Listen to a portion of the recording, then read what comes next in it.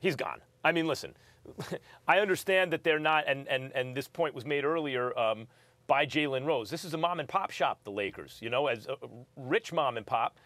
Pop left the kids a lot of money, but it's still not Steve Ballmer. It's true. There's not endless supplies of money, and they have to operate at a profit.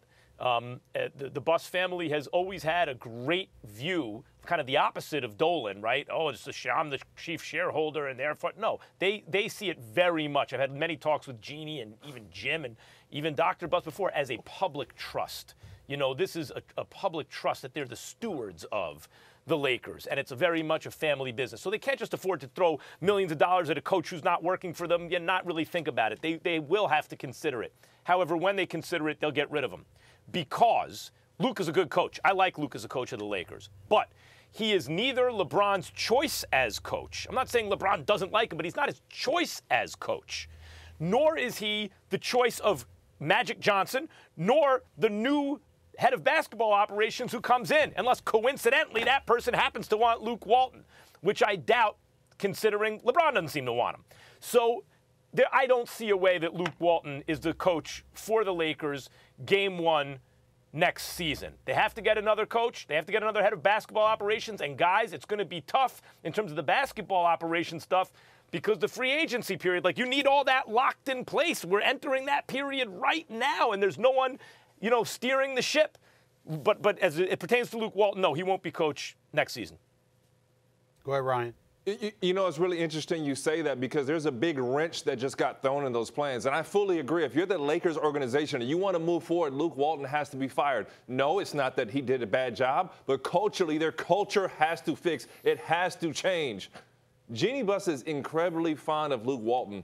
She's fond of Magic, Kobe, Rob, everybody. And unfortunately, that's the biggest hindrance in the situation. Because she loves Luke Walton so much, she may not be able to make the move to actually go forward. Magic Johnson was a guy who was ready to step forward and fire Luke Walton and make that tough decision. But unfortunately, it appears that he did not have the support of Pelinka, of Jeannie, and those in the organization. He said, who am I to step out and be this bad guy? Why is all the blame going to be placed upon myself for going out and getting rid of Luke Walton? So there's actually a chance Luke Walton could be there next season. Is that the best move for the Lakers organization? Unfortunately, I do not think so. Does this mean that Luke Walton cannot coach basketball? No, I'm not saying that at all. But culturally, there needs to be a hard-nosed coach who has experience and is willing to tell LeBron where to be, how to make the plays, what he has to do. And unfortunately, that voice is being tuned out by the tune of Luke Walton. Well, I think you definitely need a culture change, and that's unfortunate for Luke Walton. But I got news for y'all. I have a wait-and-see approach to all of this. Because to me, what happens with Luke Walton and or Rob Pelinka is going to tell me more about what transpired with Magic Johnson and Jeannie Buss. I have to pay attention to that because we know that Magic Johnson was going to fire Luke Walton. We know that in a perfect world, Jeannie Buss would not have wanted that to happen, even though she said Magic Johnson has complete basketball autonomy. We have to remember that Jeannie Buss was really taken aback by reports that she played a role in the drafting of Lonzo Ball and stuff like that, because the number one thing she said was, it made me scale back and really look at things because I'm wondering who within this organization would betray me like that, but by portraying me in this light, acting like I'm making decisions that I'm not making. She was very guarded in that regard, and she's very guarded against being perceived as being somebody who's got her fingers on the pulse of basketball operations. She doesn't want that. She wanted that to be Magic Johnson. Well, guess what?